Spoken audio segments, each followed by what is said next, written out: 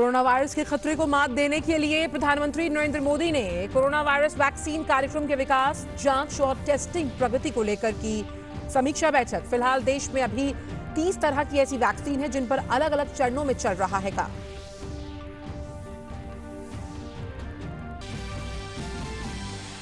विदेशों में फंसे करीब 15,000 भारतीयों को लाने के लिए भारत सरकार की विशेष मुहिम कल से होगी शुरू। 7 दिनों में 13 देशों से भारतीयों को लाने के लिए 64 उड़ानें और नौसेना के 3 जहाजों की ली जाएगी मदद।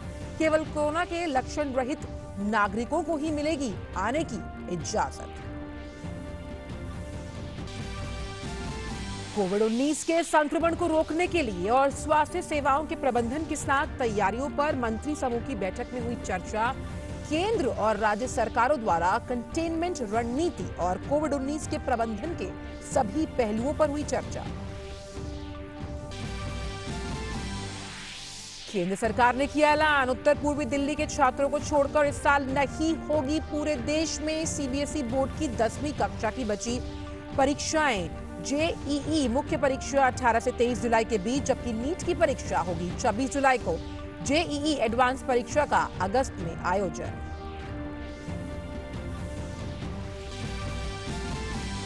देश में कोरोना वायरस संक्रमण के सक्रिय मामलों की संख्या हुई 31,967, 13,160 मरीज हुए स्वस्थ। संक्रमण की चपेट में आने से 1,583 लोगों की मौत। और दुनिया भर में अभी तक कोरोना वायरस से करीब 36 लाख लोग संक्रमित, 2,51,000 से ज्यादा लोगों की हुई मौत। अमेरिका में 11,80,000 से ज्यादा लोग संक्रमित और 69,000 से अधिक लोगों की हुई मौत। नमस्कार, आप देख रहे हैं डीडी न्यूज। मैं हूं आंचल गुलाटी गुंबर और सुबह की पहली खबरों की शुरुआत हम कर लेते हैं इसी मुहिम के साथ कि जो अपील लगातार हम आपसे इस मंच के माध्यम से करते हैं, स्टे होम स्टे सेफ, ताकि कोविड-19 को हराने में हम सभी भारतीय अपना योगदान दे सकें। और आइए अब कर लेते हैं बुलेटिन की शुरुआत। देश में जारी कोरोना संकट के बीच कोरोना वायरस वैक्सीन कार्यक्रम की प्रगति को लेकर प्रधानमंत्री नरेंद्र मोदी ने कोरोना वायरस को लेकर बनाई गई टास्क फोर्स की मीटिंग की अध्यक्षता की, जिसमें प्रधानमंत्री नरेंद्र मोदी ने भारत में कोरोना वायरस की वैक्सीन के विकास, जांच और टेस्टिंग को लेकर मौजूदा स्थिति का जायजा लिया। तो प्रधानमंत्री मोदी ने वैक्सीन के विकास, दवा खोज, निदान और परीक्षण पर जो भारत के प्रयास है, उसकी वर्तमान जो स्थिति है, उसकी समीक्षा की है कि किस तरह से भारत प्रयास कर रहा है कोविड-19 से लड़ने के लिए। साथ ही साथ वैश्विक स्तर पर भारतीय वैक्सीन कंपनियां जो हैं वो अपनी गुणवत्तापूर्ण निर्माण क्षमता के लिए जानी जाती हैं, काफी मशहूर हैं। तो ऐसे में अभी 30 तरह की ऐसी वैक्सीन हैं जिन पर अलग अलग चरणों में काम चल रहा है। और अगर हम उसकी बात करें तो मौजूदा ड्रग्स पर दोबारा भी काम किया जा रहा है। और साथ ही साथ, ये तो मौजूदा ड्रग्स की हमने बात की, नई तरह की ड्रग्स बनाने के साथ प्रयोगशाला में उनकी जांच भी की जा रही है। इसके अलावा पौधों में कोरोना वायरस विरोधी तत्वों को ढूंढने पर जोर दिया जा रहा है, ताकि जो वैक्सीन है उसे बनाने में मदद मिल पाए। और इस दिशा में कई ऐसे अकादमिक शोध संस्थान हैं, रिसर्च ऑर्गेनाइजेशंस हैं जो काम कर रहे हैं। ऐसे कई स्टार्टअप्स हैं जो इसके लिए अपना योगदान दे रहे हैं। वो चाहते हैं कि काम मिलकर हो। और जो प्रधानमंत्री हैं, उन्होंने किस तरह से जो अकादमिक जगत है, उद्योग जगत है और वो सरकार के साथ सामंजस्य बिठाकर कैसे काम कर रहा है, उसकी तारीफ की। साथ ही साथ वैक्सीन विकसित करने की दिशा में किस तरह से सामंजस्य के साथ काम किया जा रहा है, उस दिशा पर भी लगातार बल देने की जरूरत है। प्रधानमंत्री ने कंप्यूटर साइंस, केमिस्ट्री और बायोटेक्नोलॉजी के जो वैज्ञानिक हैं, उनका एक साथ काम करना जो है कहीं ना कहीं उसकी प्रशंसा की है। और प्रधानमंत्री ने यह भी कहा कि हमें एक हैकाथॉन जो है उसका आयोजन करना चाहिए, जिसका सुझाव उन्होंने दिया है। तो ये समीक्षा बैठक की थी प्रधानमंत्री ने, जिसमें कोविड-19 की जो वैक्सीन है उसको लेकर किस दिशा में लगातार काम हो रहा है, इस पर चर्चा की गई। और वहीं बड़ी संख्या में ऐसे भारतीय हैं जो दुनिया के कई मुल्कों में कोरोना के संकट की वजह से फंसे हुए हैं और अपने देश वापस आना चाहते हैं, क्योंकि देशों ने अंतर्राष्ट्रीय उड़ानों पर पाबंदी लगाई हुई है। लिहाजा देश वापसी की कोई राह नजर नहीं आ रही और इन हालातों में भारत सरकार एक बार फिर इनकी सहायता के लिए आगे आई है। 7 मई से वंदे भारत मिशन शुरू हो रहा है। इस मिशन की व्यापकता का अंदाजा आप इस बात से लगा सकते हैं कि लगभग 2 लाख भारतीयों ने अभी तक स्वदेश वापसी की इच्छा जाहिर की, लेकिन यह आंकड़ा बढ़ भी सकता है। देखते हैं यह खास रिपोर्ट। भारत सरकार ने विदेशों में फंसे भारतीयों को चरणबद्ध तरीके से वापस भारत लाने के लिए कमर कस ली है। इस संबंध में पूरी योजना और स्टैंडर्ड ऑपरेटिंग प्रोसीजर्स तैयार किए गए हैं। नागर विमानन मंत्री हरदीप सिंह पुरी ने कहा है कि विदेशों में फंसे भारतीयों को वापस लाने के लिए 7 मई से 13 मई तक 64 विमानों का परिचालन होगा, जिसके लिए विदेश मंत्रालय के दूतावास और उच्चायोग ऐसे भारतीय नागरिकों की सूची तैयार कर रहे हैं। इस सुविधा के लिए यात्रियों को भुगतान देना होगा। This is easily the most comprehensive and complicated and challenging evacuation plans, because it's not a evacuation plan which is being held in a normal setting. I mean, we are dealing with an invisible enemy. We are dealing with a virus whose behavior is difficult to predict. And any plan that we make, when we did a civil aviation lockdown, we did it in the expectation that after a while we will get a control on the numbers. And I'm very happy to share with you my assessment that the Prime Minister's very bold, timely and early action has been able to contain the overall numbers. उड्डयन मंत्रालय ने पहले सप्ताह में 64 उड़ानों के जरिए 14,800 फंसे हुए भारतीयों को वापस लाने की योजना तैयार की है। हरदीप सिंह पुरी ने कहा है कि इसमें राज्य सरकारों का सहयोग अत्यंत आवश्यक है। इस योजना के सफल क्रियान्वयन के लिए सभी संबंधित एजेंसियां और मंत्रालय व्यापक स्तर पर तैयारियां कर रहे हैं, क्योंकि कोरोना वायरस की चुनौती को देखते हुए नियमों का पालन और पूरी एहतियात अत्यंत आवश्यक है। As the Ministry of External Affairs and the other concerned agencies, the concerned state governments considered this number, it is my understanding that the indication was that many more people, that is over and above the 190,000 expressed an interest to travel. But definitely we will have to make sure that we deal with numbers which can be transported safely and which are welcomed by the receiving states, along with all the health infrastructure that will be required. इस संबंध में विदेश मंत्री S Jaishankar ने tweet किया कि Vande Bharat mission की तैयारियां शुरू हैं। सभी लोग भारतीय दूतावास के संपर्क में रहें। दरअसल वंदे भारत मिशन कोरोना के चलते एक जटिल और अत्यंत व्यापक मिशन है, लेकिन भारत सरकार हर आपदा की स्थिति में हमेशा अपने नागरिकों के साथ खड़ी रही है। कोरोना आपदा के समय भी जहां वुहान, ईरान जैसे संक्रमित देशों से भारतीयों को स्वदेश वापस लाया गया है, तो वहीं इससे पहले भी खतरनाक हालात में आपदाओं के वक्त यमन जैसे देशों से भी भारत सरकार भारतीयों ही नहीं, अन्य देशों के नागरिकों को भी निकालने में पीछे नहीं रही है। DD news. और वहीं गृह मंत्रालय ने उन भारतीयों के लिए एसओपी जारी की जो विदेश से भारत आना चाहते हैं। इसके अनुसार अगर हम समझने की कोशिश करें तो सुविधा उनके लिए है जिन्हें आकस्मिक रूप से वापस आना है। ये एमएचए की जो गाइडलाइंस है वो हम आपको बता रहे हैं। साथ ही संबंधित देश के भारतीय दूतावास में आपको रजिस्टर करना होगा इसके लिए, तभी जो विदेशों में फंसे भारतीय हैं वो स्वदेश वापस आ पाएंगे। कोविड जांच के बाद स्वस्थ लोगों को ही मौका मिलेगा, यानी अगर आप संक्रमित हैं तो नहीं, लेकिन अगर संक्रमण से मुक्त हैं तो आपको मौका मिलेगा स्वदेश वापसी लौटने का। यात्रा का जो खर्च है वो संबंधित व्यक्ति को देना होगा। साथ ही फ्लाइट के दौरान कोविड-19 के जो हेल्थ नियम हैं उसका पालन जरूरी है। तो विदेशों में फंसे भारतीय जो स्वदेश आएंगे उनके लिए ये दिशा निर्देश गृह मंत्रालय द्वारा। स्वदेश पहुंचने पर भी स्क्रीनिंग की जाएगी उन लोगों की। साथ ही आरोग्य सेतु ऐप डाउनलोड करना बेहद जरूरी है। वहीं गृह जिले में 14 दिनों के लिए रहेंगे क्वारंटाइन, यानी कि जिस जगह को वो बिलोंग करते हैं वहां 14 दिनों के लिए क्वारंटीन किया जाएगा उनको। इसके बाद कोविड नेगेटिव आने पर ही मिलेगी इजाजत। वहीं भारतीय नौसेना ने विदेशों से भारतीय नागरिकों को वापस लाने के राष्ट्रीय प्रयास के एक भाग के रूप में ऑपरेशन समुद्र सेतु शुरू किया, जिसका अर्थ है सी ब्रिज। भारतीय नौसेना के आईएनएस जलशव और आईएनएस मगर मालदीव की ओर रवाना हो चुके हैं। पहले चरण में 8 मई 2020 से निकासी का जो अभियान है वो शुरू होगा। मालदीव में भारतीय मिशन नौसेना के जहाजों द्वारा निकाले जाने वाले भारतीय नागरिकों की एक सूची तैयार कर रहा है और आवश्यक चिकित्सा स्क्रीनिंग की सुविधा भी प्रदान करेगा। पहली यात्रा के दौरान कुल 1000 व्यक्तियों को बाहर निकालने की योजना बनाई गई है। आइए देखते हैं मालदीव पर हमारे कोलंबो संवाददाता संतोष कुमार की ये खास रिपोर्ट। मालदीव में फंसे भारतीय नागरिकों को निकालने के लिए माले स्थित भारतीय उच्चायुक्त पूरी तरह से सक्रिय है और इस बाबत माले से कोच्चि के बीच पहली नाव सेवा शुक्रवार को संचालित होगी, जो लगभग 700 भारतीयों को वापस लाएगी। शुरुआत में उन लोगों को प्राथमिकता दी जा रही है जो निजी चिकित्सा आपदा या रोजगार सेवाओं से प्रभावित हैं। वहीं पर्यटन के लिहाज से फंसे कुछ दर्जन भारतीय भी इस पहली खेप में शामिल होंगे। मालदीव में 25,000 से ज़्यादा भारतीय हैं जो मुख्यतः दक्षिणी राज्यों से आते हैं और यहाँ की पर्यटन और अन्य सेवाओं में कार्यरत हैं।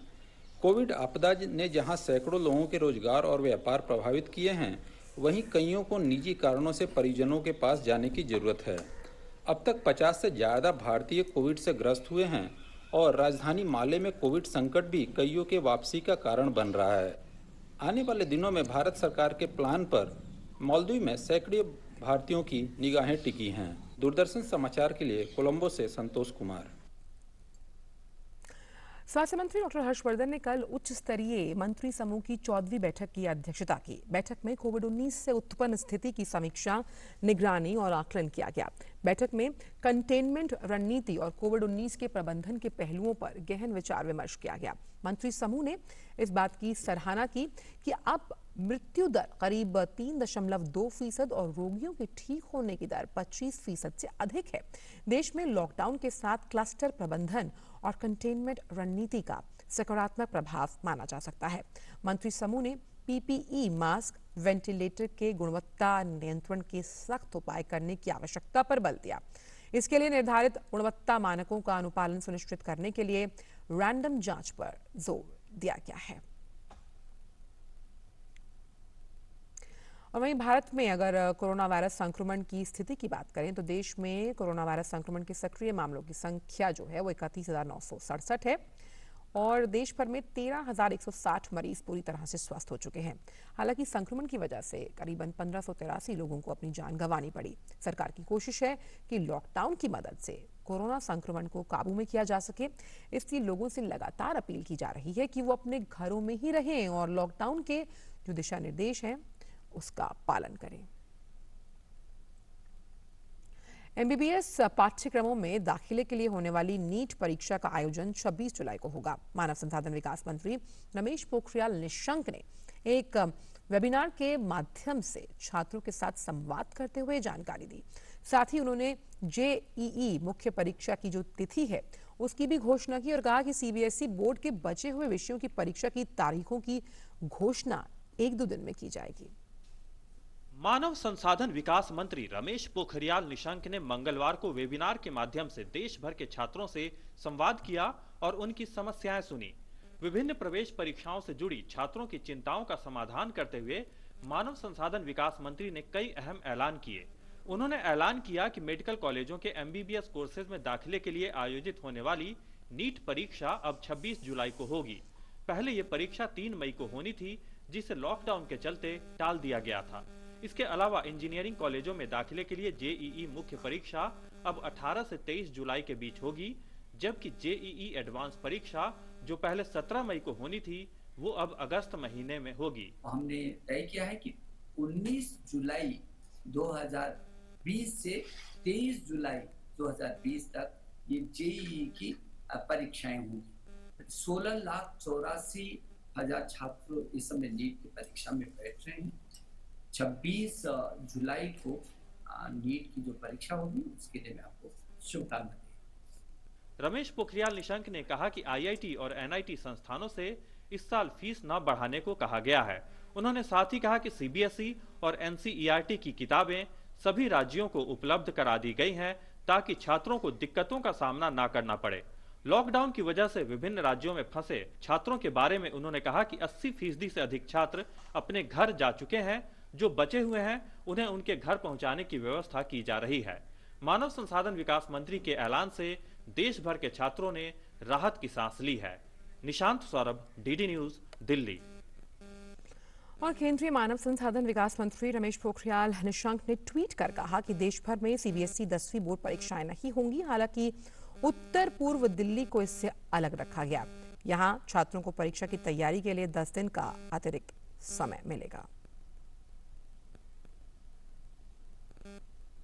खबर महाराष्ट्र से। लॉकडाउन के तीसरे चरण में महाराष्ट्र सरकार ने कुछ शर्तों के साथ शराब की दुकान खोलने की इजाजत दी थी, लेकिन मुंबई महानगर पालिका के नए निर्देश के मुताबिक सभी शराब की जो दुकानें हैं उन्हें तत्काल प्रभाव से बंद करने का आदेश जारी किया गया।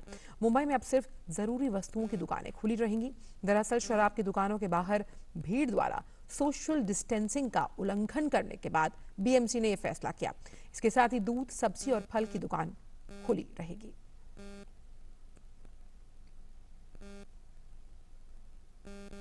इन दिनों लॉकडाउन की वजह से पर्यावरण और जंगलों की जो सेहत है उस पर काफी सुधार हुआ है। लॉकडाउन की वजह से पर्यावरण पर सकारात्मक प्रभाव पड़ा। ऐसे में उत्तराखंड के कोटद्वार में गिद्धों की संख्या में इजाफा देखने को मिला। आइए देखते हैं उत्तराखंड से हमारी ये रिपोर्ट।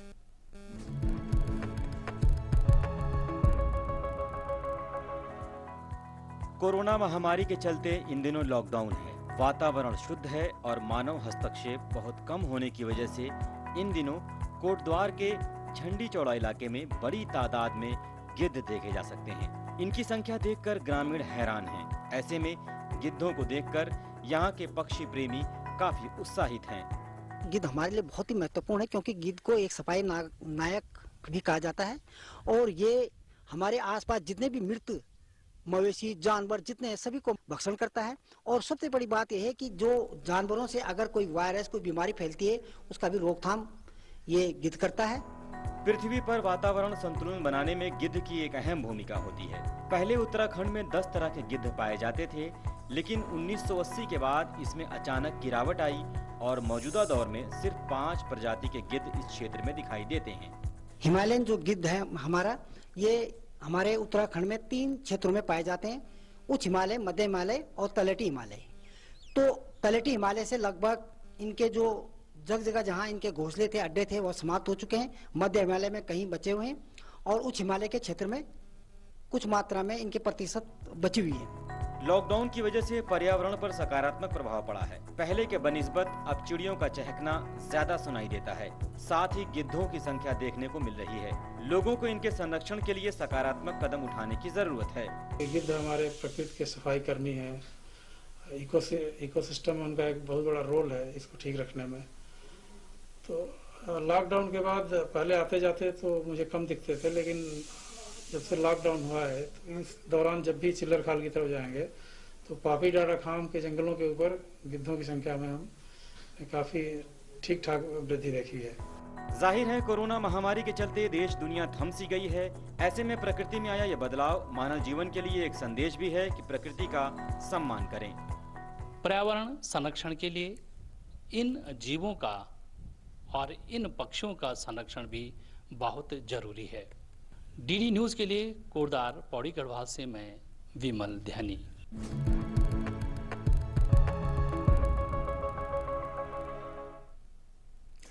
वहीं लॉकडाउन के तीसरे चरण में दी गई छूट के मद्देनजर बिहार के ग्रामीण क्षेत्रों में रोजगार की जो गतिविधियां हैं वो शुरू हो गई हैं।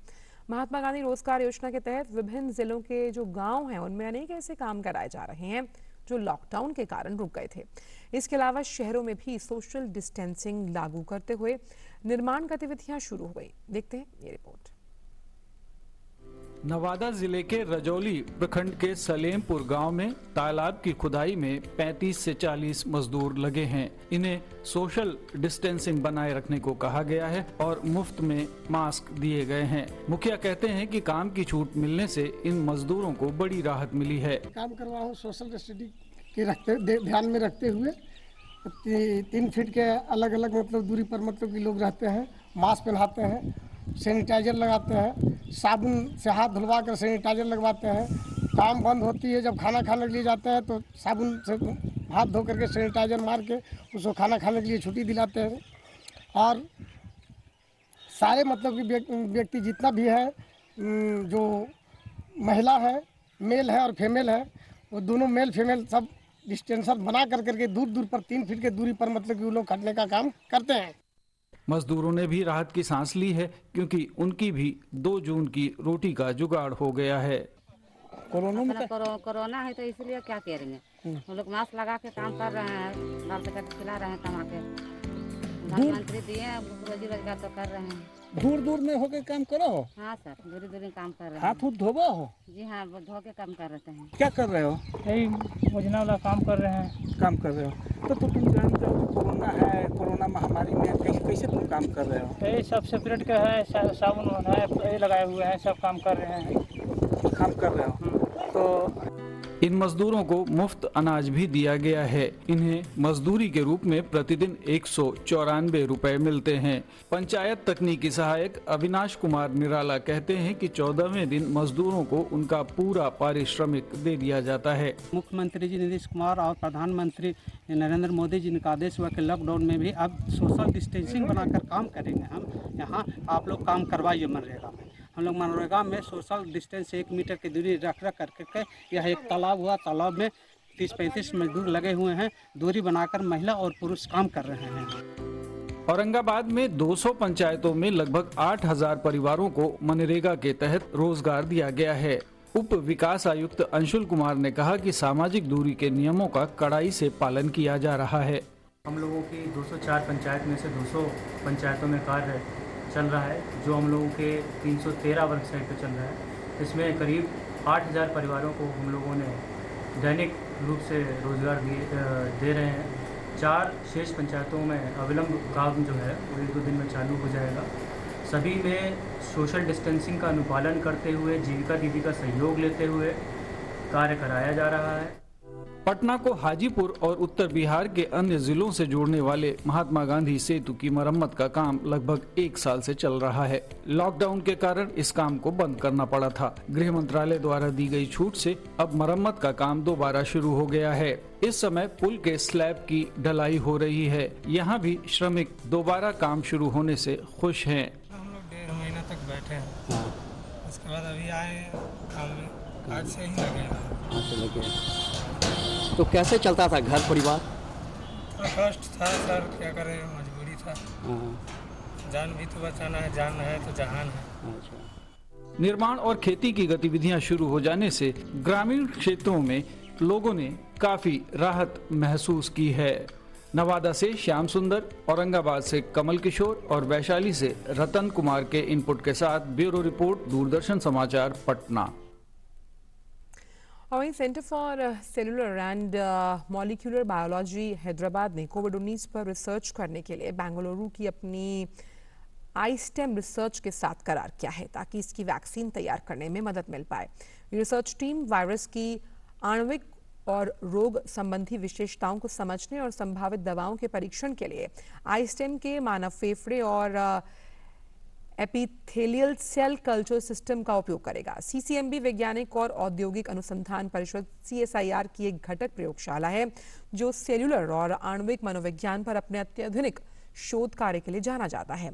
आईस्टेम रिसर्च प्राइवेट लिमिटेड एक सेल थेरेपी स्टार्टअप है, जो centre for cellular and molecular platform C camp Bengaluru में है।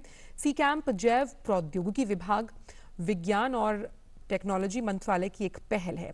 आईस्टेम के CEO डॉक्टर जोगिन देसाई ने उम्मीद जताई कि CCMB को इस काम में सक्षमता हासिल होगी और कोविड-19 से जुड़े अनुसंधान को आगे बढ़ाया जा सकेगा।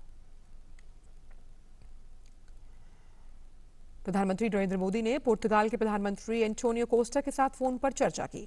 दोनों नेताओं ने कोविड-19 महामारी की स्थिति और इसके स्वास्थ्य और आर्थिक दुष्प्रभावों पर नियंत्रण के लिए दोनों देशों में किए गए उपायों पर विचार विमर्श किया। प्रधानमंत्री ने इस संकट से प्रभावशाली ढंग से निपटने पर पीएम कोस्टा की प्रशंसा की। दोनों नेताओं ने मौजूदा स्थिति से निपटने के लिए एक दूसरे की हर संभव सहायता करने का प्रस्ताव दिया। दोनों नेता कोविड-19 से लड़ाई में अनुसंधान और नवाचार के क्षेत्र में सहयोग पर भी सहमत हुए। पीएम मोदी ने पुर्तगाल में भारतीय पर्यटकों के वीजा की अवधि बढ़ाने पर धन्यवाद दिया। ये पर्यटक लॉकडाउन के कारण भारत नहीं लौट सके थे। प्रधानमंत्री कोस्टा ने भारत में पुर्तगाल के नागरिकों को उपलब्ध करवाई गई सहायता के लिए आभार प्रकट किया है। सरकार ने पेट्रोल डीजल पर एक्साइज ड्यूटी बढ़ा दी है। पेट्रोल पर उत्पाद शुल्क 10 रुपए प्रति लीटर, जबकि डीजल पर 13 रुपए प्रति लीटर बढ़ा दिया। बढ़े हुए दाम मंगलवार मध्य रात्रि से ही लागू हो गए। हालांकि राहत की बात यह है कि पेट्रोल डीजल के दाम उपभोक्ता के लिए नहीं बढ़ेंगे। लोगों को पुरानी दरों पर ही पेट्रोल डीजल मिलेगा। कीमतों में वृद्धि के प्राप्त राजस्व इंफ्रास्ट्रक्चर समेत विकास के तमाम कार्यों में खर्च होगा। गौरतलब है कि इससे पहले दिल्ली के केजरीवाल सरकार ने सोमवार को ही पेट्रोल और डीजल के दामों में बढ़ोतरी की है। विश्व भर में कोरोना संक्रमण से मरने वालों की संख्या 2,56,000 के आंकड़े को पार कर गई और इस समय कोरोना के करीबन 36,55,000 से भी ज्यादा लोग अगर देखा जाए तो बेहाल हैं। अमेरिका में संक्रमण से मरने वालों की संख्या सबसे ज्यादा यानी 71,000 से ज्यादा हो गई। इसके बाद ब्रिटेन में जहां 29,501 लोगों की मौत हुई है। और एक तरफ जहां पूरी दुनिया कोरोना महामारी से जिंदगी बचाने की जंग लड़ रही है, वहीं सोमालिया से एक दुखद खबर आई। कोरोना वायरस के खिलाफ लड़ाई में सहायता ले जाने वाला विमान दुर्घटनाग्रस्त हो गया। इस हादसे में विमान में सवार सभी 6 लोगों की मौत हो गई। सोमालिया की न्यूज एजेंसी ने कहा कि विमान अफ्रीका एक्सप्रेस एयरवेज का था और कोरोना वायरस के खिलाफ लड़ाई में इस्तेमाल के लिए सामानों की आपूर्ति के लिए जा रहा था। एजेंसी ने कहा कि राजधानी मोगादिशु से अफ्रीकी एयरवेज का विमान बेदुआ से बाडले जा रहा था। विमान दुर्घटनाग्रस्त होने के सही कारणों का अब तक पता नहीं चल पाया। संबंधित एजेंसी दुर्घटना कारणों की जांच कर रही है। और फिलहाल समाचारों में इतना ही। दीजिए इजाजत। नमस्कार।